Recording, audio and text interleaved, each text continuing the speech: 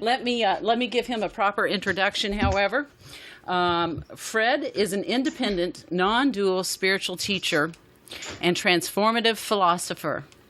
He studied and practiced Eastern wisdom for 25 years prior to 2006, when seeking ended, and his true awakening commenced. He is the creator and editor of AwakeningClarityNow.com and the founder of The Living Method of Spiritual Awakening. Fred is also the author of 5 books, including the non-dual bestsellers, Awaken Now, The Living Method of Spiritual Awakening, The Book of Undoing, Direct Pointing to Non-Dual Awareness, and Beyond Recovery, Non-Duality and the 12 Steps. Fred's Living Method of Spiritual Awakening is an extraordinarily successful process of non-dual inquiry, investigation, and direct pointing that encourages immediate recognition and acceptance of our shared true nature, oneness. Fred has worked with people from all the major traditions: Buddhists, Christians, Hindus, Jews, Muslims, transcendental meditators, and Zen practitioners, as well as people with no allegiance to any religion or sect at all. More than 1,000 people on 6 continents have found the door to freedom using the Living Method, which has roots in both Eastern spirituality and Western philosophy. Fred is very happily married, is deeply devoted to this teaching, his beautiful wife, and his extraordinary animal companions. He lives quietly as a chiefly ignored urban hermit in what he calls the heart of progressive America, which, as he says, everyone knows is Columbia, South Carolina. For more information about Fred, please visit his website at awakeningclaritynow.com and look for his videos on YouTube. Welcome, Fred. Thank you very much, Jacqueline. It's a pleasure to be here. Yeah, we're really excited to have you here. As I was saying before we went on the air, I've been really excited to meet you for a long time now. So I'm just thrilled to have you here. Thanks. Well, I've been excited to meet you ever since you wrote me. Fair enough. It really is a delight to be here, and it's an honor to be here, and I'm very grateful. Yes, thank you. So, Fred, what I'd like to do is just have you start and give us some of your story, some background. Okay, so I'll try to keep it as brief as I can while still giving a little bit of detail. And I was a practicing alcoholic for better than 20 years, and so that was my first surrender. And it took me. I was not a quick learner. In 1998, in September and October of 1998, actually some August, I was living in a park in Portland, Oregon, and just a bum, complete bum, living in the bushes. So it was all washed up. I assumed, it was as bad as you can get without dying. And and while I was there, I began to figure out I might have a problem. But and that problem, just to jump ahead, it forced me into the first bit of surrender, which was, and I thought I had given it all, but it was, but I did. There was a very conscious decision to surrender, and I reaped the benefits of that. 4 years into that sobriety, and I had been as studying this stuff for forever, and then, but it was actually Eckhart Tolle that pulls me into non-duality. It was, up until then, I was very much the Zen Buddhist, and I wasn't hooked up with anybody. I'm a bookstore Buddhist. That's my tradition. And so you mean you had no living teacher? I had no living teacher. Right. I tried. I went with some people of Trungpa Rinpoche's, and they were very, very kind people, and they were very helpful to me. But they wouldn't let me be the Dalai Lama, so I left. Right? Who needs one? And so then, and then when I was in Portland, Oregon.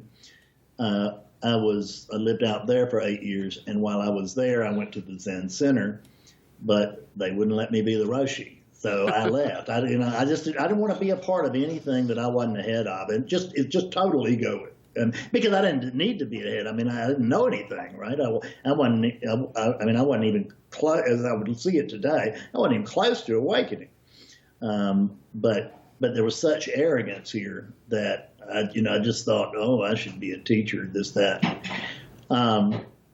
Interestingly, so in 2006, I'm sitting in my living room, and my life, has, my life's pretty much in flames at this point. I mean, I'm sober, but I'm still poor as a rat, and it's just, there's a lot of stuff going on. I had legal issues thanks to my 12-step work, and so it was just absolutely terrible. And I decided that I would commit suicide, but my wife Betsy had her partner blow his brains out 2 years previous to this, or a few years previous to this, and I just couldn't do that. Right, I couldn't surprise her, so I went to her for her blessing, and she said, "Please try this, and let's give it a try." And so that night, I recognized that I was in complete hell, which means that I couldn't live and I couldn't die. Because I decided, I made a deal, and I said, well, if my life is for worth nothing more than to make this wonderful woman slightly less miserable, my God, it's a deal. Okay, but I'm not interested in this. I'm not interested in Fred anymore. I'm not living for Fred. It's all about Betsy. And within about I think it was probably the next morning, something like that. Might have been a week. I don't know, but very shortly thereafter, I was sitting in my living room. And I was reading a book, Pointers from Nisargadatta, about Balsekar, and he asked a question, and when he did, my body just I've probably read this question. I don't remember what it was, but it was something along the line of, when everything else is gone, what's left? Mm-hmm. And the body froze, and then I felt something about the size and shape of a BB turn in my head, and it seemed to unlock, and lock or unlock, but I'm assuming it was unlocking. And then there was most people would think of it as chakra, crown chakra stuff, but I'm just not really a chakra aficionado. Right. So, and that's where, and it was an extraordinary, it's one of the fairy book awakenings, which is really a drag because, they're completely unnecessary. And the spiritual experience part is just completely unnecessary. And it's really kind of works against you because you think that jazzed up bliss and for me, it was lights and colors. I mean, it was full blown, and like taking a bunch of acid, and I know because I took a bunch of acid in the day. And but it was that way for me. And then, but it began to calm down pretty quickly. And, I gradually came back to ordinary consciousness, not ordinary, but to a livable level of consciousness within a week, and within a month I was pretty reasonable. But I was still glowing. Trust me. And so when I was a seeker, I was 110% seeker. I put everything into it plus. When I woke up, I took that same energy and I applied it to clearing up. I had woken up, but I could tell, that there was some distance between me and Ramana Maharshi. So I needed to, so there was something that needed to be done. And I recognized that I just needed to clear. And so I sat in my living room for 5 years after I woke up. And I didn't just stay just in the living room, but I did go there almost every day and do inquiry, and just do direct inquiry. And I tested every belief I ever had. Is this true? Is this one true? Is this true? Is this really so? Is this thought true? Is this just over and over ad nauseum? Because a lot of them I had to do a bunch of times. Because I had one where, that was, I don't have enough money. And that one just kept coming. That one just, I couldn't see through it. And then one day I was thinking I don't have enough money. And I looked down on my desk and I saw that there was a mechanism there called a wallet. And I told myself the truth, which was, I said, you don't have enough money. My God, this mechanism is where you keep your extra money. See? Yeah. And that was the scene of that everything was fine. I had not really gotten at that point that it was all about this moment. I mean, right here, right now. And when I saw that I wasn't looking. In other words, the body was fine. The body was taken care of. The organism was, but the psychology was what was screaming. The thought was that you wouldn't have enough money in the future, tomorrow or the next day. Right. That's right. That's exactly right. Yeah, I'm okay right now, but tomorrow's going to be so. And that's a way of breaking through. That one was very profound. I never had to look at, do I have enough money again? Because I couldn't carry the lie any longer. Mm-hmm. And which doesn't mean that the units doesn't still have a preference. I mean, I've had the terrible story, and right now the story is great. I'm not married to it, but it's very pleasant the way it is right now. Before you go on, let me ask you to clarify for those folks who aren't familiar with your teachings. When you say the unit, you mean what? Well, the body. I'm talking about the body, and really it would be the body-mind. But I'm not. It means but it's actually it's the physical organism. Okay, that's what I'm talking about. But that physical organism includes the brain. Right. When I refer to the unit, that's what I'm talking about. When I refer to a character, I'm referring to the make-believe people that we think we are until we find out what we are. And I signed up to get Fred awakened, right? That's my idea. I wanted an awake Fred because that seemed like that'd work out pretty well for Fred. Right, yeah. Maybe, and just because then I could, people would start treating me the way they always should have, which was with deference. And so it was, but of course, there was no Fred to wake up. Fred Davis really, really, really wanted to wake up to the truth of God, but the truth of God woke up to the fiction of Fred Davis instead. It was exactly backwards. And I find that actually pretty much the universe works exactly the opposite of the way that we think it does. And that's the reason that we stay so confused. And that's why this awakeness that we are can be so very, very close. And yet we can't see it until we do. We can't see it until we can. So at any rate, after that 5 years, I started a little blog called Awakening Clarity, and then it evolved from there. And now it's a pretty big teaching by my standards. But my standards, any of my standards would be like that, right? Right. Well, I have a couple of questions to ask you based on what you've just told me, Fred. But where I'd like to start actually is with this idea of the unit and the character and perhaps the self. Are those, I know there's only one thing going on. I've heard you say that a number of times. Yeah, so really there's only the self. Yeah. What these other things are concepts really that I use in order to help point more closely toward that which we actually can't talk about. Right.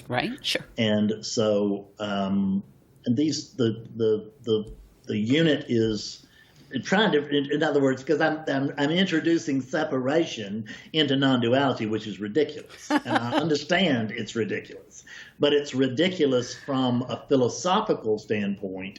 It's not ridiculous from a teaching standpoint, because what we do is we what I do and the tradition of Advaita. I'm not saying I'm an Advaita traditional guy, but what they always do is they teach things provisionally. Because we teach you that this is, okay, so here's the truth. This is the truth. And you get that, and then sometime later we pull the rug out and we say, well, that's not really true. What's really true is this. It's I've heard it referred to as absolute truth and relative truth. Yeah, right. Yeah. So what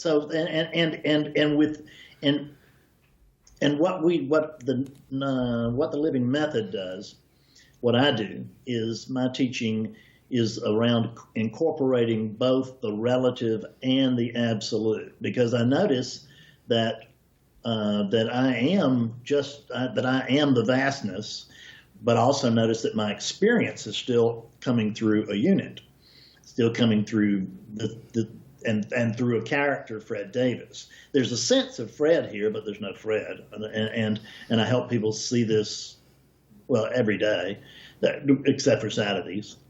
And sometimes on a Saturday. Well, let me ask you, because I have listened to your teaching for quite some time and a lot in the past week or so, preparing for this interview. But yeah, I went down that road and then I got lost in it. But let me ask you, because the things that you teach. And I've even heard you say you've heard people ask this question of you. But the things that you teach, I seem to know on an intellectual level. Absolutely. But it's not my experience. And I've heard you turn that around. But it's still, it's not my conscious experience. Well, it doesn't make any difference. It's because I don't teach. See that there's a teaching for the character, but I don't do that. Right. There's plenty of people who are teaching the character. What I do is I work with awakeness. I go straight. I just go for the throat. I go for the jugular. I have a guy that I worked with last week for I don't know what visit it was, but we've had several visits together. And he said, my private name for you is God's jackhammer.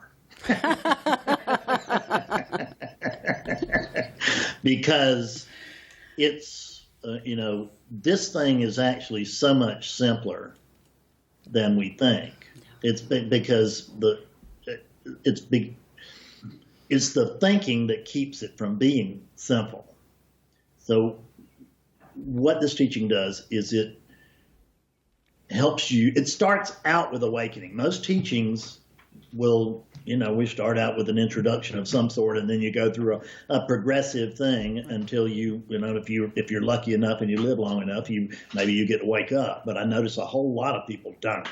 Right. And one night in 2012, I was writing my first book, Beyond Recovery, and I had a vision, and I'll just make it the real short part.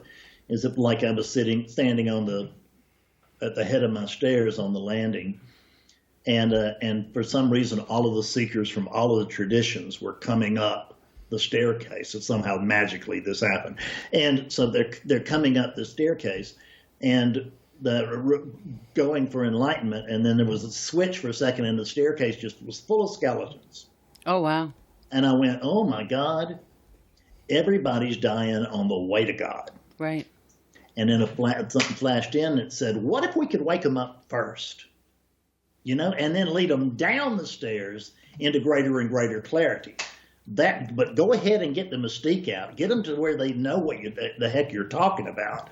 Go ahead and wake them up. And so that's what I do. And I've been doing it for, I've been waking up people since 2010, but I've been doing it commercially, so to speak, on the internet since 2012, and it just works day after day after day after day, and I have people.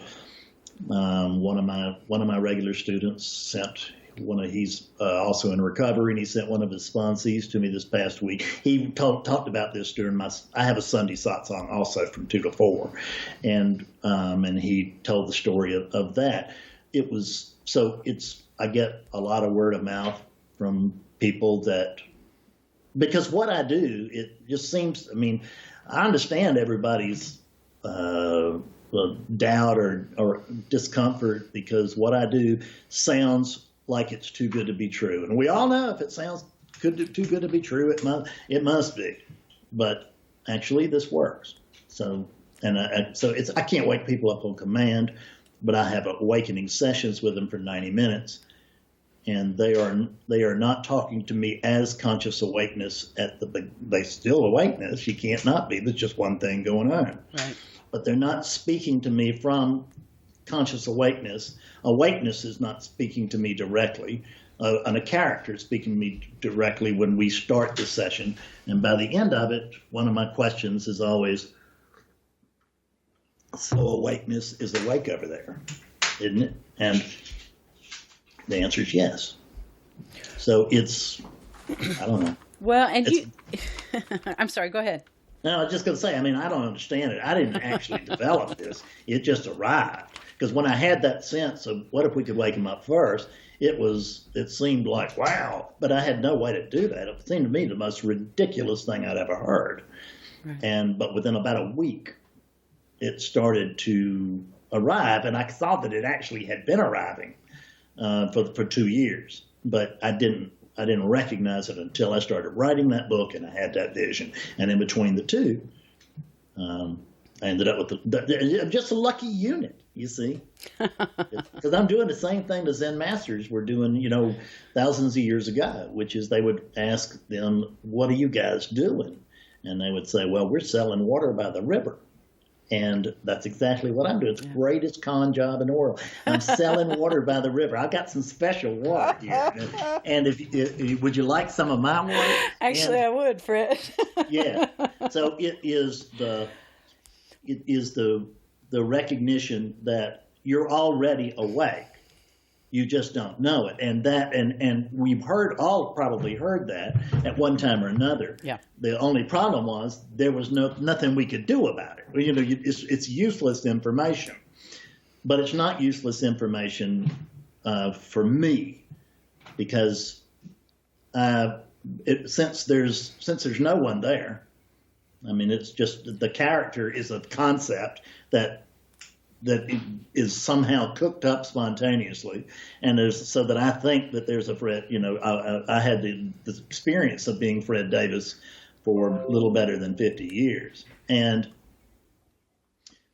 but it's that there's no real Fred Davis, and so there's only awakeness. There's only one thing going on, so there can't be a one thing going on plus a Fred Davis. Mm-hmm. Right. See that? Yeah. So I tell people all the time, let's say his name is Bob. Well, how in the hell do you expect me to wake up a Bob when you didn't bring me one? Right? So it's and until awakening is functioning, what I do is very, very mysterious. But once you've woken up with me, you see it is a remarkable process. But which I didn't invent. I'm just lucky. Well, Fred, I don't mean to be too irreverent, but is there a reason, I need you to help me do that? Is there a reason I can't do it by myself? No, there's not. I would recommend everybody do it by themselves, except for the fact they won't, because they can't. Well, wait a minute. They can. It's physical. It's possible. I did. Right. I didn't wake up. I didn't have a teacher when I woke up. Right. So of course you don't have to have a teacher, and you not only do you not have to have a teacher, but you most certainly don't need a Fred Davis, unless you do. Right. So it is possible for every human being. This is actually human beings don't wake up. Awakeness wakes up through human beings, but just for the sake of languaging. It is possible for every human being to wake up at every moment of their life. It is available at every moment. So it can happen spontaneously, and it does happen spontaneously. And I have some students that woke up spontaneously, or woke up through another teaching somehow, and they have come to me because my teaching. See, I don't meet people that are not awake but once. And that's when we go into an awakening session. Right. And because, better than 90% of the people will wake up during that session. So And so from then on, after that first session, I'm working with people in post-awakening. And there are not many people that have a specialized practice of working with people in post-awakening. But I don't actually, I'm happy to talk to them, but I don't actually work with, and I write for them sometimes, but I don't actually work with people who are not already awake. Now, that doesn't mean they're clear. It means that they've had an awakening experience and that they have seen who they truly are. But the thing is that you can't, the mind cannot remember that. The mind cannot hold awakeness. That's what all of us want to do. We want to understand awakeness, and we want the mind to hold it. But the mind can only behold awakeness. It can't capture it, because the part cannot contain that which it is a part of. Yeah. Right? I can't comprehend that. It just can't, it can't get there because the part simply can't contain the whole. And so we try, and as long as we try to do that, unless, barring just a full-scale miracle of God, awakening will not occur. So Fred, I imagine many of the folks here listening tonight have had an awakening experience. Just a true sense of, oh, okay, I get it. I get one. Right. So I've done that. So, I would be ripe for calling you up to go through an awakening session. Or that would be the best thing. Would be an awakening session. It would be because, and one of the things that you understand is that when we get together, like right now. Yes, sir. See, I can't see a Jacqueline. I understand that there's a rumor of a Jacqueline, and that I got some emails from something very Jacqueline-like, but I can't see anything but me, and it doesn't make any difference what direction I look at. I just can't see anything but me. I notice that I take all kinds of shapes and forms, and because we're talking about oneness, not sameness. And that's the mind gets those two very much confused, like everything's supposed to bleed together somehow. But see, when I know myself as sameness, I call myself the void. And when I know myself as oneness, I call myself the world. And that's the one thing going on. So sameness is, the void is sameness. It's fine. I got nothing against the void. It's lovely. It's fine. It's a very, but this dream is pretty juicy. It's so. Right? This is where the action is, right? So, once you show somebody the truth, there's nothing to talk about. There it is. Okay. Well, oh, wow. And so, but the dream, man, that's a fascinating thing. So when you say the void, that's roughly equivalent to the quantum field.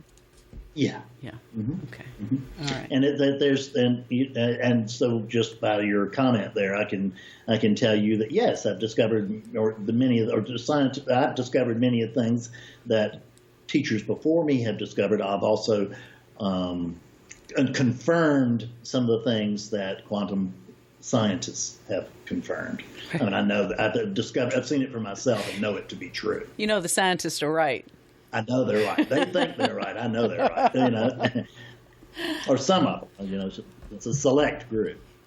Well, and you have said of students who would come to you, or whatever you want to call them, clients who would come to you. The difference between that is that a student is a student when they call themselves a student. And with the general rule there, just as a way of saying it, sure, is that a client is somebody that comes to me for an awakening session, and they wake up and they go away and I never see them again.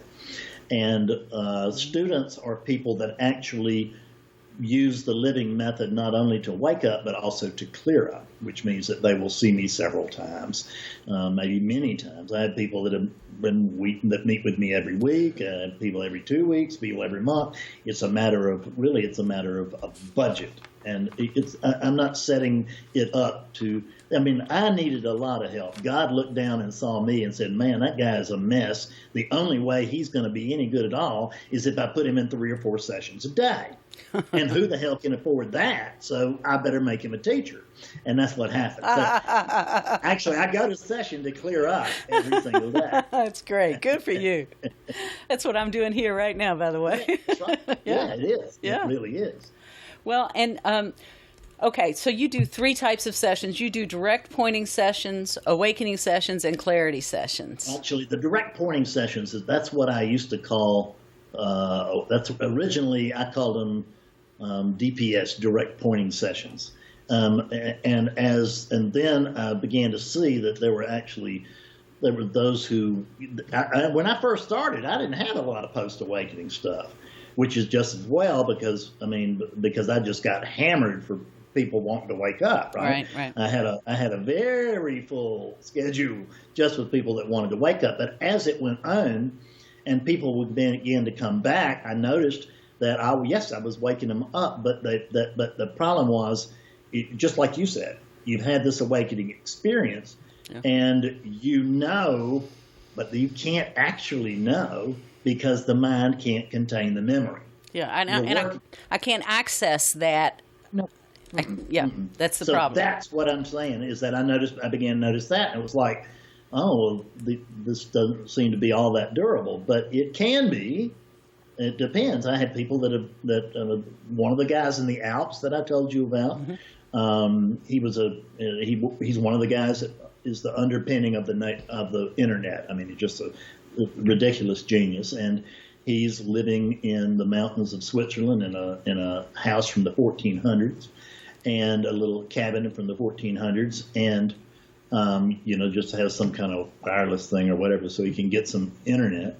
He talked to me on his iPhone, and so for 30 years he went about this practice very, very sincerely, and he just never woke up. And then he called me, and he woke up in about an hour.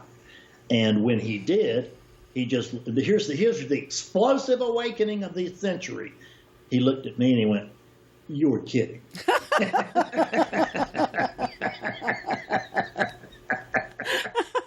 I said, "Nope," and he went, "Oh, wow!" Because he immediately saw it all, and but he didn't have an explosive experience.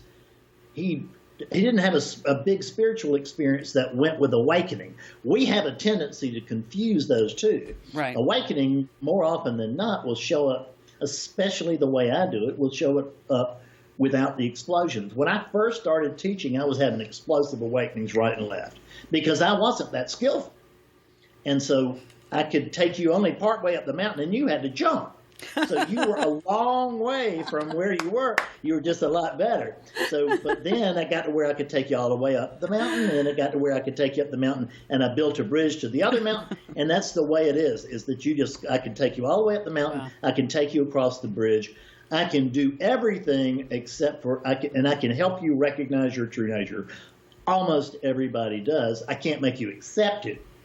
That's the key. Well, and in fact, you said that that the single greatest factor as to whether or not you'd wake up in one of these sessions is you emphasize the importance of the person's willingness to tell the truth. That's right. That's it. That's all I need. If that person has the willingness to tell, and now let's understand, there's no person there. This is awakeness, so awakeness has to be ready to drop that story. But the way it will play out, the way it will look, the way it will feel for them, is that I need a client or student who is willing to tell themselves the truth when it's presented to them, because the same truth is presented in a similar way in every awakening session. Everybody sees the truth. It is offered. You could just say awakening is offered to everybody, and most people will partake of it. But there's some people who just and some of them can actually see it. They can see that they're insane. That they can, because I'll start to use their own logic against them, and they can see I'm right, but they just can't see. There's one core thing there that you have to be willing to tell yourself, and they're just not willing to tell themselves, and that's the fact that there's no jackal. Right. right? Yeah. And so if you're willing to, and I make that very, very easy for you. And that's what an awakening session is. It's a set of conditions where I set up a set of conditions. It's like a maze, and where it's very, very easy to tell yourself the truth. That's the key. You should just make it easy for you to tell the truth. And most people, when it's made that easy, it's undeniable. Because I'm telling you, I got people everywhere that will tell you that it is absolutely unmissable. When you go through this process, the truth is unmissable. And because we bring attention to attention. But that doesn't mean that everybody is going to accept it. Most will, some won't. Some will accept it for the duration of the session. And probably, I don't know this, but, the probably people that, that just are bright and then go back to sleep after we clang up. That would be rare. I know that because I get of the people that come back. But we can only see as much of this thing as we can stand at any one moment. So when I can tell you when I woke up that I was sitting in my living room, I was so blown away that one of the first thoughts that occurred to me was Buddha never got here. You don't detect any arrogance in that. No, none. But that's the way it felt, because it was like, oh my God, this is too much. Wow. And then I got to thinking, well, that is a little arrogant. So I decided that Buddha had gotten there, and Eckhart Tolle, and then me. There was the three of us. I don't know. I guess I forgot all about Jesus and all the others. So, but that's the way it feels. It feels like you've got the whole thing, but in truth, you've always only got as much of this thing as you can stand. You can get more in a wave, but you don't want it, because there are people. I don't know if it's so. I don't know the source, but my source is Adyashanti, who's a pretty reliable guy, and he says that that a couple of Buddhist monks went around to asylums, and what they discovered was that about 15% of the people in there are awake, but they're not functional. Right. You get too much too fast. Be careful what you want, and so the less explosive the awakening, actually, the better off you are, because you don't have that experience, because the experience we're talking about. Yeah. And it can feel like that experience is what awakening is, that's what enlightenment is. And it doesn't have anything to do with it. It's just, it is, it has to do with it, but it's just something that sometimes accompanies the awakening process. The awakening process, awakening itself, is awakeness noticing that there's no Jacqueline. Right. Would you say that the fact that we look for that explosive experience is part of the problem?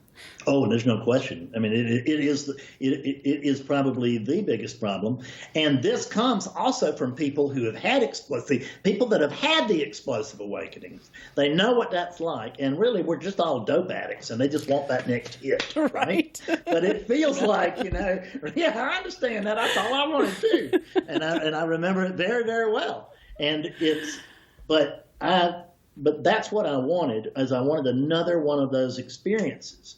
And I got variations of it. I had lots of experiences, but I had spiritual experiences prior to awakening too, and some Lulus, but there was just spiritual experiences. There was I went through I guess it was a Kundalini experience not too long ago, and I was actually in session with a guy in England when it started. And I'd not ever had anything like this happen. I didn't know, and I was apologizing because I just noticed that my hand was like starting to move on its own, right? And I was with a guy named Dave, who's a teacher himself in England, and I said, Dave, I'm really, he doesn't teach this exactly. He teaches something similar, and that leads to this. So And I said, I'm so sorry, but I can't seem to control my hand. He said, well, it's all good. It's all good. And at some point I just said, well, Dave, I just can't not. And I went backwards and just said, oh. And so at any rate, the next thing I remember, we had several minutes of which there is no memory because there was no one there to remember it. Wow. There was no character there. The character is the one who remembers awakening. And so, but and the first thing I actually remember is I heard him say, I really think you should press the record button. And that's what I did. So I pressed the record button, and we got a bunch of it on tape. I don't show it to anybody because it'll lead you wrong. But my point is that even in the midst of a blowout Kundalini experience, where I'm just in there, just total rapture, and this, it's very, very clear what's going on. But during that, I looked at Dave, and I couldn't even talk. It was just like I was drunk or drugged or something. It was unbelievable. But I looked at him and I said, it's just a spiritual experience, right? Because I wanted to point that out, that even there, it was like, yeah, this is a spiritual experience and it's really grand and it doesn't mean that much. It may accompany awakening, it may not, but having Kundalini experiences themselves for the sake of them, I was ready to get out of the one I was in. It lasted longer than I wanted to because I wanted to be able to get back to lucidity and getting back down. I could tell that under that influence, I couldn't teach. Right. And that's what I do. I'm a teacher. And so get rid of this. Okay, I've had enough. That's fun. Now let me get back to what I actually do, which has nothing to do with that. Otherwise, you'd been one of that 15% in the mental institutions, right? Yeah, that's right. Yeah. Let me tell you what we have been looking at lately are the practices of awareness, watching awareness. Yeah. That's a good one. The loving all method. Michael Langford teaches. Tell you that your volume has dropped way down for me. I don't know what. I don't know either. How is that? Is that better? Not better. It's a little better. It's not much. It's some kind of a technical glitch, and it may just be on my side. I don't know. I don't know, Fred. I'll try and speak up. You're still hearing me okay? Yes, sir. You haven't changed a bit. So and the mic is working, but and let me ask my wait, there. It's back. It's back? Yeah, it's back. Okay, good. Good. All right. I don't know what that was. All right. No. It's all good. I'm glad you're on top of it. So we've been looking at awareness, watching awareness, loving all, and really learning, or for me anyway, a big part of it's been learning to recognize that thoughts are not mine. Right. And I heard you say that. Yeah, that I'm not the thinker. I'm a witness to the thoughts. That's right. Yeah. That's right. Yeah. So, so would you say all of that, you continue to practice those types of things after your awakening, or are those just preludes to an awakening, or both? Well, the short answer would be both, but I don't have, I'm not the teacher that gives you practices for you to do. Right. Because from the standpoint of, and your teacher would know this too, but from the standpoint of the absolute, practices are absurd. But I noticed that that's just philosophy, right? Because in practice, because you will hear people tell you that, well, there's nothing you could do to wake up. Right, there's nothing you can do, and I've heard that many times, but I know personally, I know that it's false, because I had 1,000 people call me up, and they woke up, and every single one of those people was trying to wake up, and they woke up. So don't tell me that it doesn't have any influence. So but the practices are that I recommend for everybody is the practice that you're drawn to. Mm-hmm. If you're a meditator and you want to continue and you want to meditate before awake, after awake, okay, that's fine. It's not, for me, as I see it, it's not a direct. There's not a direct line between that and awakening. There's a direct line in post-awakening between that and clearing, because if you're a meditator, then the mind gets, very, very, very quiet, and you can realize more and more subtle things. So I'm not saying doesn't have a lot of value. It does. But if you're not drawn to it, then don't go hurt yourself, because I've woken up. I've had guys I've not had a woman that's done it, but I've had guys that have been like in Zen for really and truly 30 or 40 years, and they had no clue as to who they were until they talked with me, which took them about an hour. These are people who have had their knees operated on, or their hips operated on, or both. So we're talking about dedicated meditators. And it got them, I'm sure, and it gave them a much better dream, right? Because there's no stress, right? I'm just laid back, and I'm not worried, and this and that and the other, but you're still misidentified, because that's the whole problem, is that we are all misidentified, is that I thought when I say I'm speaking as awakeness, and I thought I was a Fred Davis, and then when I woke up, I saw there was no such thing as a Fred Davis. When I thought I was a Jacqueline, and when I moved from unconscious awakeness to conscious awakeness through that unit, the first thing I noticed was there was no Jacqueline.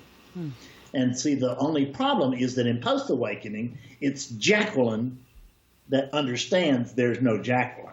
It is a very, very subtle place. I call it the bubble of self-reflection.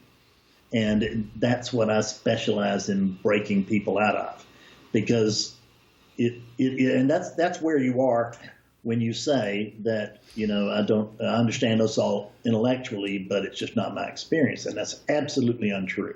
It is everybody's experience. They just don't understand it intellectually. And which means that they don't understand the math of one. So the mystery of the math of one is that 1 equals 1. But we don't understand what 1 means. We just throw that around all the time. I've taught philosophy professors the math of 1. I've taught mathematicians the math of 1, and they woke up. So it's just something that we overlook, and it's just the most obvious thing in the world. But the practices you're describing that I like very much, especially the awareness. Watching awareness, and I think of it as being attention watching awareness, because attention is what is focused awareness. So I notice that the one thing that attention never pays any attention to is attention. So right. we reverse that. Right. Let me see if someone asked, but there are things you can do to lessen suffering prior to awakening. Which is, and we call it seeking, right? It's the process. I mean, there's actually, if you're a non-dual seeker, if you're seeking in this realm, then honest to God, the thing is that we get this thing intellectually, but we don't believe it. We don't operate on it. Mm-hmm. And what I'm suggesting is the spiritual path is really one that runs from skepticism to conviction. Over here, what you see is I know what I am. I know I can't not be that. And I know that, and I know this all the time, and this is what's called abiding. But this is awakeness talking, not Fred Davis. Right. Fred Davis, did not wake up, never would, never could, because there is no Fred Davis. And in the absence of a Fred Davis, there was only awakeness left to awaken. And that's what happens, because there is this strange irony. See, there's only awakeness, but there's 2 states to awakeness. There is conscious awakeness and unconscious awakeness. And 99% of the world is experiencing unconscious awakeness. That's the reason they're telling you that you're awake, but you don't know it yet, is that they're not, because the really strange irony is that the experience of not knowing that you are awakeness is identical to the experience of not being awake. Because, right? Right. What good does it do me if I'm not conscious of it? Yeah. Yeah. So it is, we have to, so what happens in an awakening session is that I work with myself only, because there's just one thing going on. So I never have to worry about trying to wake up a Jacqueline or a Phil or a Bill or a Susan. I know that I'm always, I know from the moment that we start, I know what you are, which is you are me. You are awakeness. But what I notice is that over here, awakeness is very, very clear, and over there, awakeness is confused. But it's me, nonetheless. But all I got to do is take me from a standpoint of confusion to clarity. And that's a totally different thing than trying to wake up somebody. Right. And it's because that somebody can never wake up. The character will never wake up. Doesn't mean an individual, right. That a unit won't wake up. It will, but when they do, if it's authentic awakening, the first thing they notice is there's no Jacqueline, there's no Fred. Yeah, well, I'm about ready to get rid of Jacqueline, so okay. I'm about over it. Well, listen carefully with the questions tonight, because they will be helpful. Actually, what's already happened, what I've already said, is really very helpful in clearing. So and the things that you do that can, what I was trying to say is that just the intellectual understanding, if you would just simply believe what you read, right? And I'm not saying, and I know that we hate blind faith, and we only want to recognize, we only want to believe that which we experience ourselves and all that. And that's great in post-awakening. Right. But prior to awakening, it might do you well to go along with your teacher. Here's what I tell people. Why don't you just, from now, why don't you just assume I'm just pretend I'm telling you the truth, right? Because if you just pretend I'm telling you the truth, you'll wake up. You don't have to believe it. You just have to, because it's the same way that you don't have to believe that weights are going to give you big muscles if you push them. It doesn't matter what you're thinking. Those weights will come. I mean, those muscles will come if you do weights every day. Right. And it's the same thing with this. Nisargadatta Maharaj said, he said, I listen. My teacher told me that I was not this body, and I believed him. And he said to put my attention on I am. And I did that in 3 years. I realized, and three years was a miracle at the time. It's not a miracle now, because we can do it in much, much shorter time, because I put the focus on awakening itself. And most practice and most teachings are built not around actually awakening people up. It is a progressive thing where you move, at least in theory, you become clearer and clearer and clearer, and then you wake up. But I notice that generally plays out in theory, but it doesn't work out in fact very well, because lots and lots of people don't wake up. The practice that your teacher is giving you about this pain, awareness, watching awareness, that's a direct practice. That tells me that your teacher knows what she's doing, right? Yeah. Yes. And I would never, ever, ever say that if it wasn't true. So I'm not just saying that. I'm just telling you that's a true practice. That's a direct link to awakening. Yeah. It's much better than meditating. It really is. Because there's a direct connection there. But it's not. But what I've found out is that what really wakes people up is questions. If people come to me for answers, they're in trouble. I really don't have any answers. What I have is some great questions, and I have a quiver full of them, and I start shooting those arrows in you the soon as the session begins. You don't even know what you've done. I'll help you become aware of your true nature in the first 2 minutes, but you don't know it yet. And I don't let you know that for a while. But when I started this teaching, I thought, I was in my 50s. And I thought, well, I should, if once I decided I was going to teach, it's like, well, before you start teaching or whatever, what would you, and when I decided I would teach was actually right after I saw Adyashanti, and I decided, I don't want to do that. I don't want to be a teacher. Within 30 days after the time that I declared I did not want to be a teacher, that's when I became one. Up until then, Fred wanted to be a teacher. And once it had been seen through, then there was no, once it had been seen through, it had been seen through.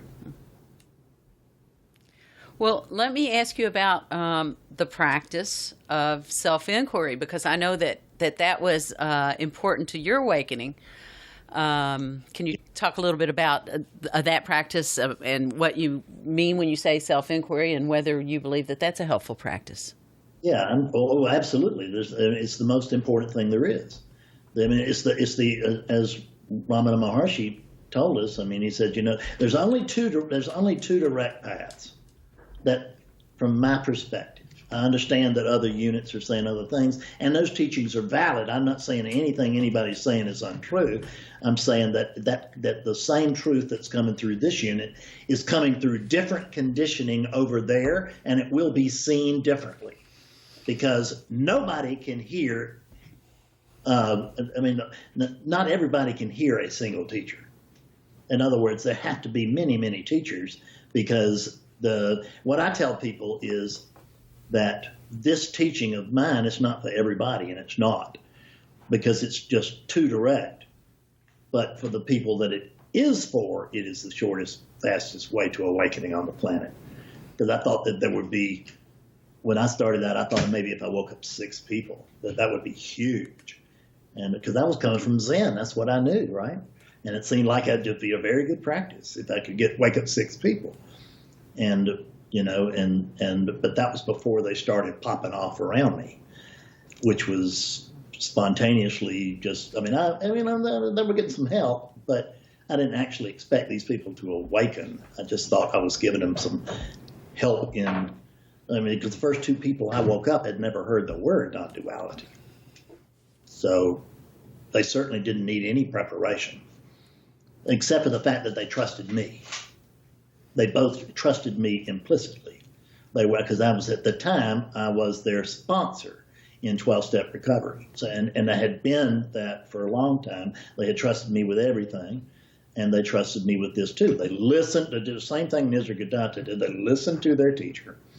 They believed what they heard, and you can because there has to, if faith has no value, then why is everybody tuned in to this satsang? Right. Because there's a faith that somehow I'm going to wake up, somehow I'm going to get clearer, somehow this and that. So the idea that faith plays no role in this is ridiculous, and it does. But it's just a different kind of faith. It's not a forever blind faith. It's a provisional faith until this starts to actually work out for me, which it's possible for that to happen very, very quickly. It's faith until it's my actual experience. I'm sorry? It's faith until it's my actual experience. Yeah, that's it. Right. There's faith involved, but much of it can be your actual experience. It can move from faith to experience in a pretty big hurry. In about it does for people all the time in about an hour. But the thing is that Ramana Maharshi told us that the last thing to go away is doubt. And what will happen is that we see the truth, and then the ego starts to rebuild. And it's like, that's what I call getting cloudy, is when I'm just no longer clear. I'm not as clear as I was. And I'm not, and now I've lost my awakening. I had it, and I lost it. I had something wonderful and special. It was fantastic. And then I held my mouth wrong or something. I don't know what it was. And I lost it. And that's the experience, but it's never, ever, ever the truth. It's just the character's experience, but it is not the truth. Because, there is no actual oscillation. There's an experience of I got it, I lost it. And that's what I call oscillation. Right. But let's just notice that oneness can't oscillate. Where would it go when it oscillates? right? Right. So awakeness doesn't oscillate. It's always here and it's always clear. But the conditioning that it's peering through, the lens, because think of these units as being lenses, and the lens that awakeness is looking through can be there are a zillion gradations of clear and cloudy. So when we waking up, there is like an awakening session for most people, not for everybody, but for most people, is like we've washed the lens, right? We've wiped the lens clean, but it ain't gonna stay clean, and it's gonna take on some conditioning because all that happens is awakeness begins to believe thought again. That's all that happens. Wow. But that just all that happened, you can't really put just in front of that. You say, yeah, that's all that happens, but it's a doozy. Fred, let me look and see if we have any questions on the board. I also want to encourage folks to raise their hand and take the mic to ask questions. Yeah, that'd be great. Okay.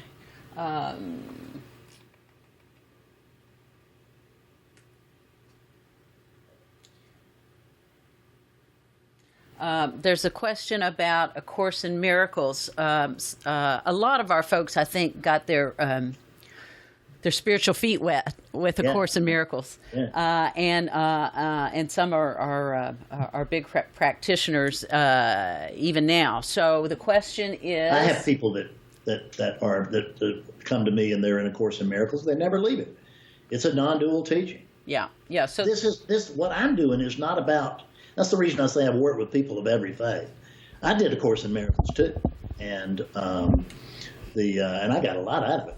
And it was the truth is in there. It's just there's so much other stuff around it that it's sometimes hard to get it, but it's not easily accessible, right? But it is in there, and it's. So go ahead and tell me about A Course in Miracles. Well, actually, that was the question. The question was simply, what about the practice of A Course in Miracles? So I think you've probably answered that. Yeah, right. So who else has questions for Fred? I still have a copy of that. I still have a copy of several of the book of the two of the books and several of the books that sort of go with it, and in my house. Right, and I had to cut my books down when I moved to this house, and I think enough of them that I didn't kick those. Wonderful, yeah, that's good. That's encouraging. Okay, who else wants to ask Fred a question? We're all set up here to do that. We've got 25 minutes left, and we'd love to have your questions. You all have heard my questions. Let's see if anybody asks one. While we're waiting for just a second, I'm going to see if I can turn up this gain on this mic and so you can hear me better. Are you hearing me now, Fred? Not much. Okay.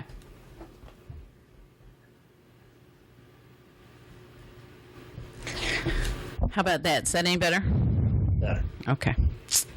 Yeah. I don't know what that is. Okay, and they're hearing me in the room very well, so I think it's you, Fred. That's perfect. If they're hearing you, I can make you out, and we'll be fine. Okay, right? Good.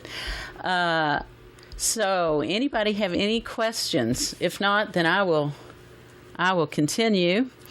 So let me ask you. I think I know the answer. But let me ask you, what causes suffering? The belief of thought. Yeah. The belief in thought. That's it. Yeah, that was my answer too. So there's a fourfold process. All right. And here's the way that works: is that the first thing that we do is we make stuff up, and the second thing we do is we believe the stuff we just made up. Right. The third thing that we do is we suffer from because we're believing that which we just made up, and the fourth thing is we come to spirituality to help us overcome the suffering that we're experiencing because we believed what we just made up. And that's the truth. Honest to God, it sounds ridiculous, but that's the truth. And it's the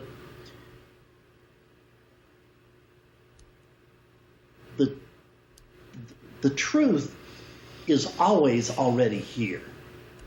We don't see, the thing is, what we think is that we want to add enlightenment to our bag of tricks.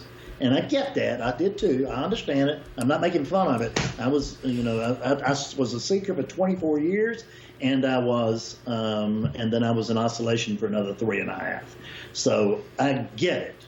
You can't go somewhere in this process that I haven't been. Maybe you can, but I haven't talked to the person that has. So this. What were we talking about? I can't. Now I'm completely forgot. Well, I asked you what caused suffering. Oh yeah. I gave you the fourfold process, right? Exactly. Yeah. Okay, so other than that's what happens with us with the parent oscillation. There is no oscillation, but with the parent oscillation, what happens is awakeness through that body is believing thought again. And your teacher is also right. Again, those are not your thoughts. Yeah. There's two things that we know about thoughts. Number one is that they arise, and number two, that none of them are true. None of them. Yeah. There's no true thought. So what I was talking about earlier, just a little bit earlier, was that we want is that the truth is already here, and we think we need to add something in order to acquire the truth. Right. But 3 of my books are called the book of Undoing, which was the book that made me, and then it's the book of Unknowing and the book of Unveiling. So notice the right? Right. That the common it's because it's not a doing. It's an undoing. Because what happens is that people will come to me and they say, "Hey, Fred, I need you to wake me up." And I say, "Okay." And so the very next thing they do is they back up their tractor trailer load full of assumptions and unload it onto the Fred dock, and they say, "Okay, so let's make awakening on that." And you can't. Yeah. So the direct inquiry is, and that's what I do, is I just ask questions and questions and questions. And so until we undo the truth, until we unwrap the truth that's already here, and it's actually already unwrapped. I'm just using words to kind of make some sense. Is that we don't add anything. What I help people do is subtract all the bullshit that is not real. All the thoughts that the core assumptions of your life are untrue for everybody that's not currently awake, presently awake. And you have a way of asking questions of people that reveal the fact that the fundamental beliefs that they hold are untrue. It certainly looks like I'm asking that of people, but I'm not. I'm really asking myself. And it seems like a silly thing to say, no. But it's actually it's the key to the teaching, is to understand that there's no individual there right. for me to talk to. So if I'm going to talk to anybody, since there's just one thing going on, I'm probably going to be talking to myself.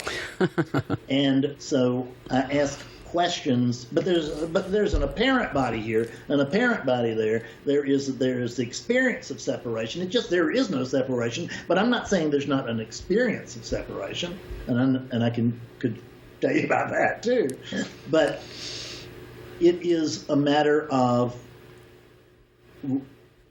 coming to see the truth yourself, because you know your own experience. You know what a difference that makes. The whole difference. Yeah.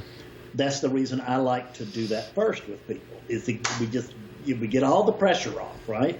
And then, as so long as there is awakeness present, then they can understand the teaching. But when you go, I mean, nothing against everybody, anybody. Everybody's doing exactly what they should, and I'm proud to have them here. But when we go to a retreat or something, and the setup of the retreat itself is deceptive, because and really you can't avoid it.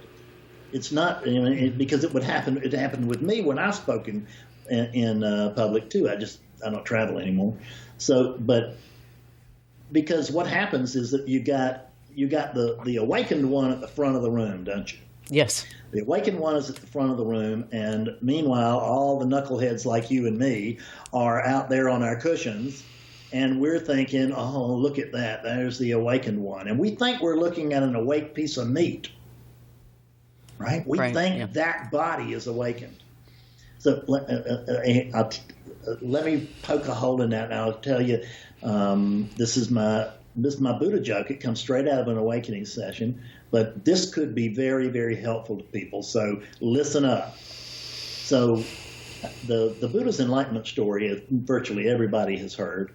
It went like this: for after years in the jungle, the Buddha noticed he still didn't know his ass from a hole in the ground, and so he decided, I'm not going to do this terrible thing anymore.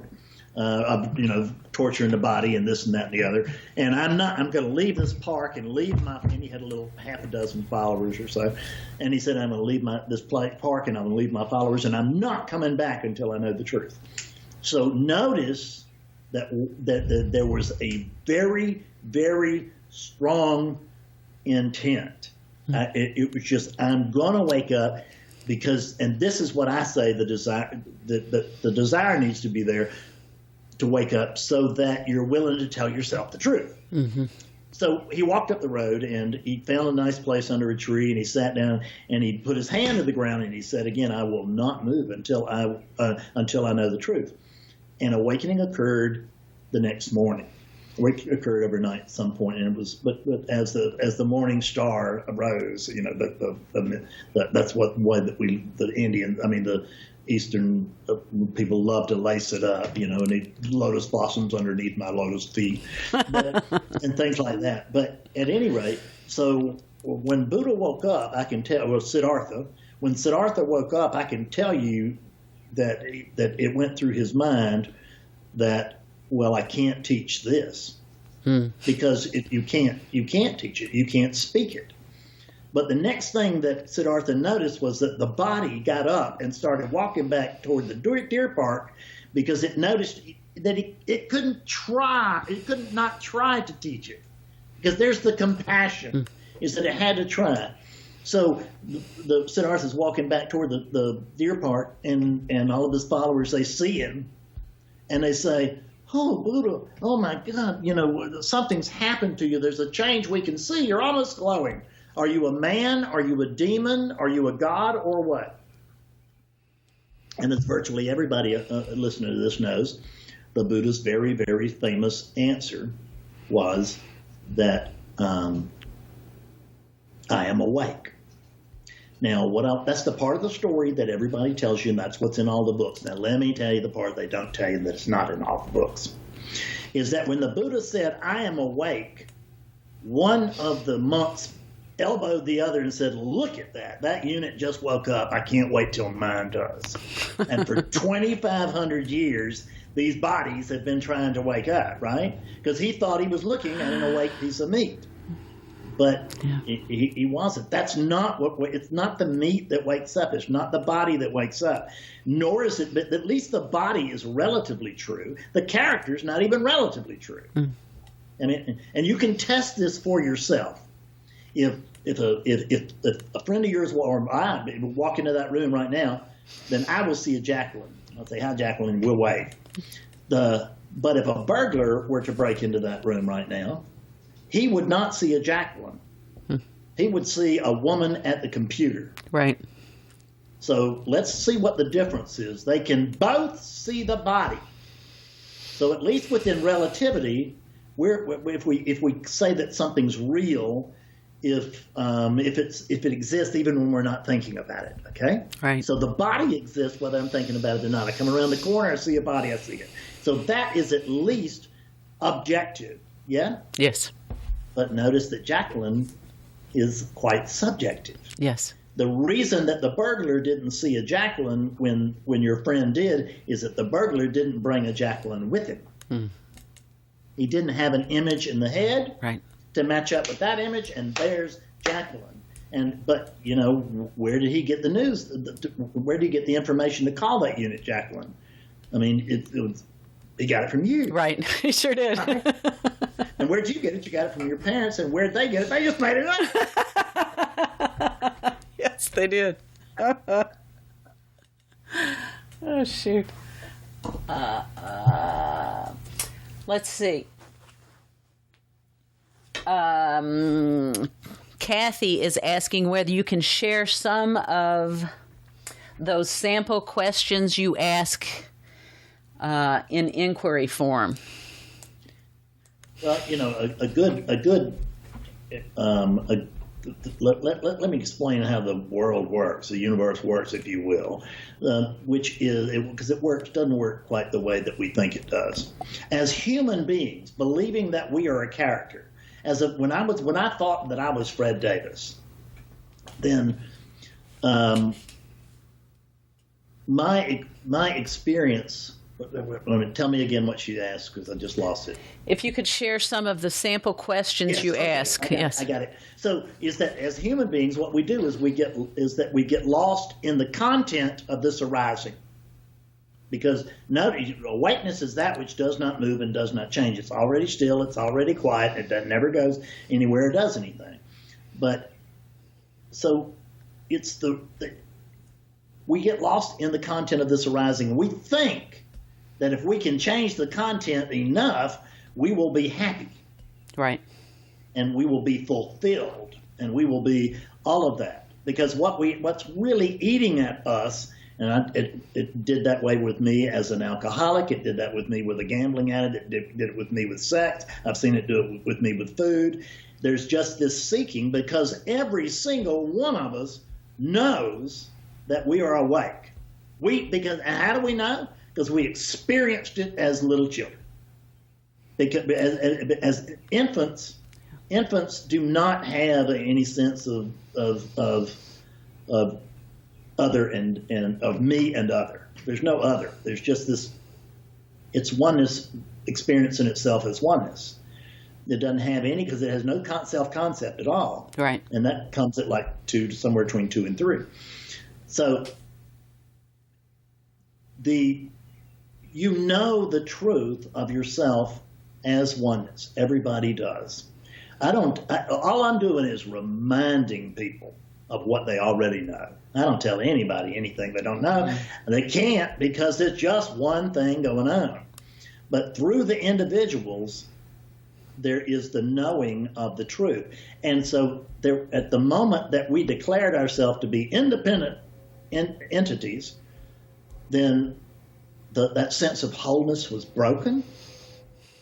And so the sense of seeking came in, and we will seek for the rest of our lives, and we will do it through money or passion or whatever it is. It doesn't make any difference. You can abuse anything.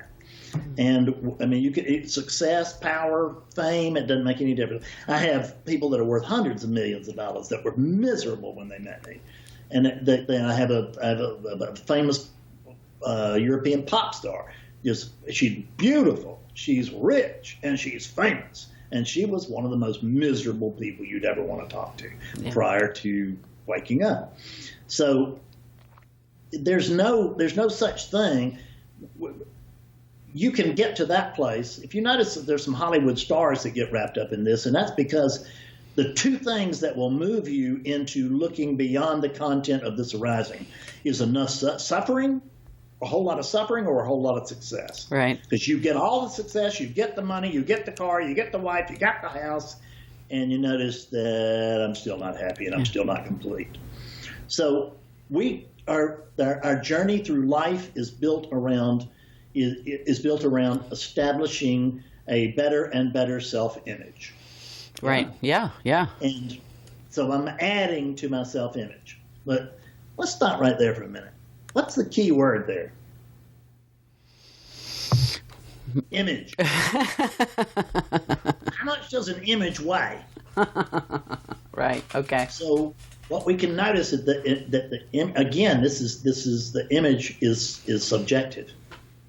But we think that we're going to make it happy if we get the content right. Mm-hmm. So we get lost in this content, and I'm in love with a new woman, or I'm excited because I got a new car. I'm really bummed out because my mama just died. Whatever it is, I'm caught up in it's a beautiful sunset, or damn it, it's raining again. Whatever it is, I'm caught up in this outside, I'm caught up in the world. And I think if I can just get the conditions right, then I'm going to be happy. And that's just simply not true. Right. What is the important thing is, and here's the question, this is the answer to the question, a long way to go, but this is a really big one, is who is it that's experiencing the arising? That's all that matters. That question right there, to ask yourself, who is it that's experiencing this arising? And that, so you might even, if you wanted to be even a little bit sharper than that, start right off from a little place that's a little up the road from that. Ask, what is it? Yeah. That's experiencing this arising. Yeah. And when that's seen, then it's seen that the content of arisings is actually quite secondary. It doesn't mean that the Fred unit's not enjoying the story. He is. And I'm not trying to, and I love Betsy. I love my wife. I love this house. Made it sound like Betsy wasn't my wife. I love Betsy. I love my dogs. I love this house. And I'm not trying to overcome that. I'm enjoying that. We honor relativity because everything counts, but in the end, nothing matters. Yeah. Nothing matters. Everything counts. It's important. How we treat each other here and all this stuff's important. But none of it really matters. The only thing that matters is who is experiencing and what is experiencing the content of this arising. And if they're wanting to know what's the content of the arising, in this case, it is the pictures and on my walls in this study, and it's the shades, and there's Betsy on another computer, and behind me there's this screen, and that's the content of this arising. And the thing to notice about the content of arisings is that it's always changing. Yin yang is just right. That within each extreme there is the seed of the other extreme, and it shifts and shifts and shifts. So that is duality. The thing to notice is that there's something there prior to the arising. What's there prior? If I had to give awakeness a nickname, I sometimes take it myself. It would be prior. My name is prior. Because you're prior to consciousness. You're prior to this content of this awakening. Right. And we're done. Okay.